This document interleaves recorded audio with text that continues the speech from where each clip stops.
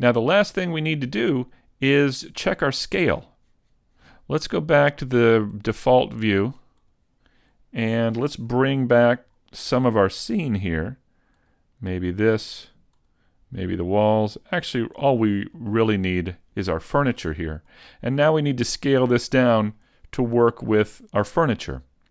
So I'll hit the 3 key and the 5 key and the Z key to go to wireframe. And now we need to figure out kind of how big this is going to be. Let's rotate this around the Z axis. Let's press RZ90 just so we can see it a little better.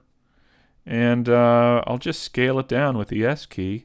And with that pivot point at the center of the grid, we can see it's scaling it down from the floor or the grid here. What do you think? Something like that? It's kind of hard to know exactly how big that should be. I'll take the scale back, or the rotation back to 0. And let's move that over here and just see how it looks. I'm going to press G and Shift Z, and now I can slide it around in the Y and X axis. And if we kind of put it up near the couch here to try and get a sense of what it's going to be, I think that feels to me about right. I'm going to go with that. So I'm going to go ahead and press Control A and hit the scale for the transforms and apply that. And now we can do a little bit of scaling in Unity if need be, but I think this is going to work. Let's give this a try. Alright, so if I want to go ahead and leave it there for now, I can export this out. I can go to File, Export, and FBX. I can make sure that Selected Objects is checked, and I'll go ahead and export it out into the Assets folder of our Unity project, and I'll call it TV. So let's hit Export, and there we go. Here in Unity, we can see it here. It's come into the Assets folder.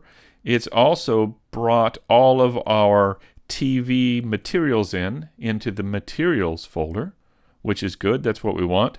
I'll take that TV and I'll drag it into the hierarchy, and there it is. Now, in here, it's looking a little too big, isn't it? So we could bring it down a little bit here in the scale. Let's try 95. Well, let's even try. Let's try 90 and see how that works. Yeah, I kind of like that. Let's now bring in our textures. Here in the Textures folder, I'll go ahead and bring up a Finder window here. And here I'll find the TV color map and drag that in. And there we go. Now, if we come in here and select the television, we have multiple different materials that we're going to be using. We're going to use this same texture map in all of them, but we're going to alter the smoothness and the metallic for each of them. Well, let's work on the screen here first. I'm going to bring this to pure white just to get that ready. And I'll bring in that texture map into the albedo. And there we go. So we can see it there. Now, we have an HDR image here in our scene, so we should be able to see some reflections in here. Let's see if we can work on that. I'm going to take the metallic all the way up and the smoothness all the way up, and you can see there is the reflection of our environment. Now, we don't want it that reflective, of course, but if we bring the metallic down just a bit, and we bring the smoothness down some, we can kind of get a slightly reflective material there. Yeah. So as we move around that, we can kind of see the basic reflections of the room. Yeah, that's kind of nice. I like that. All right. Let's do something similar with that frame.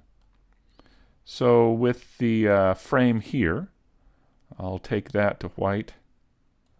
Let's take that texture map into here.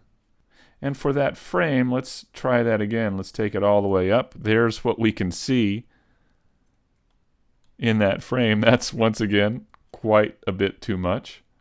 So let's bring that back down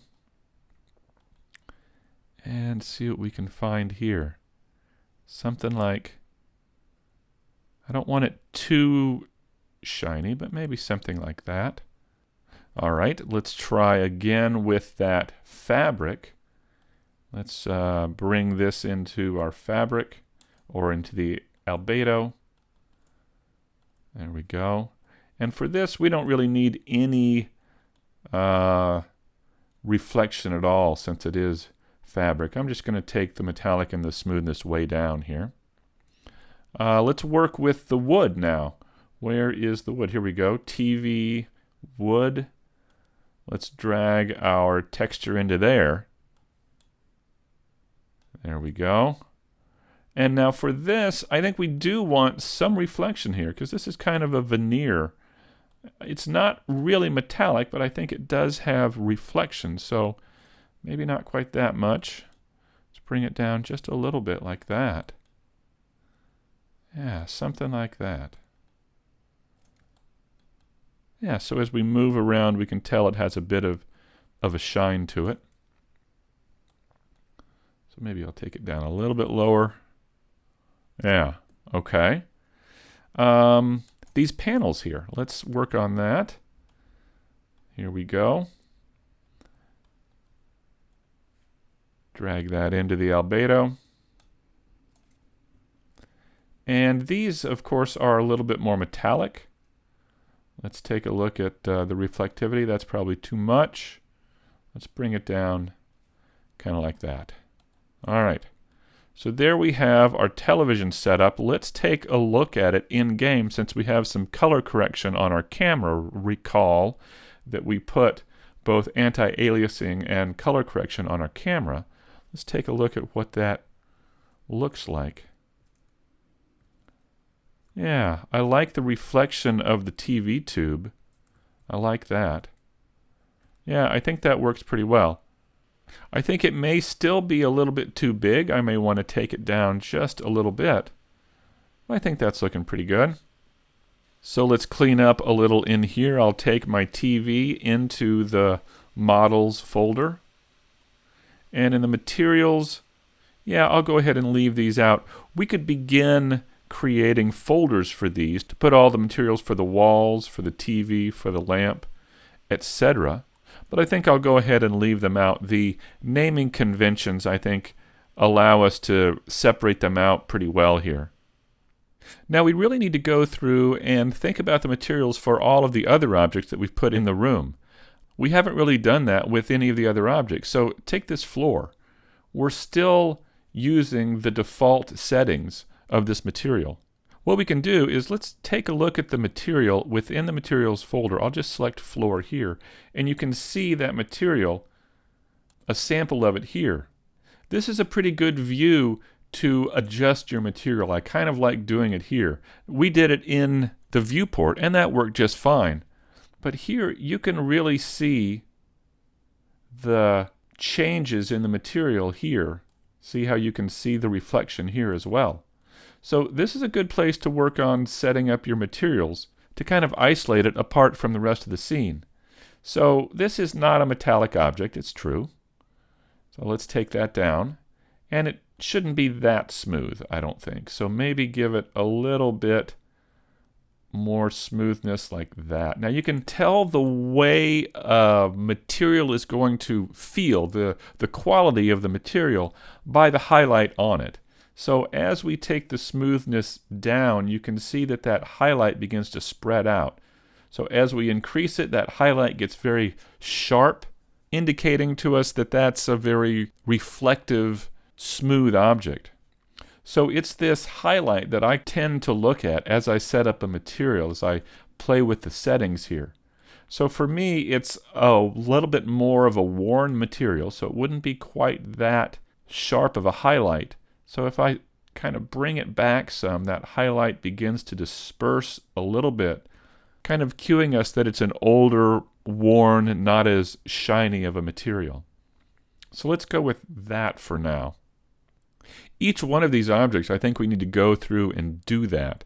So for, say, this table, we've got two materials here, the top and the wood.